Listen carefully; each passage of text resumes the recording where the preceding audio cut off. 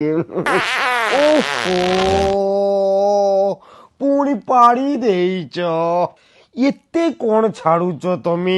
ଧନ ପୁଣି ପାଣି ଦଉଛ। ପଳଉଛି କଣ କରିବି? ବାପା ମା କଣ ଖାଇବାକୁ ଦେଇଚିନି?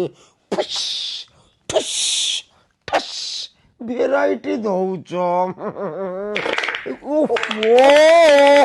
କଣ କରୁଛ ତମେ? ମୁଁ ସମ୍ଭାଳି ହେଇପାରୁନି। ତମର ପୁରା ଭେରାଇଟି ଚିପି ପାଡୁଛ। ଧନ ମତେ ଭାରି କଷ୍ଟ ହେଲା।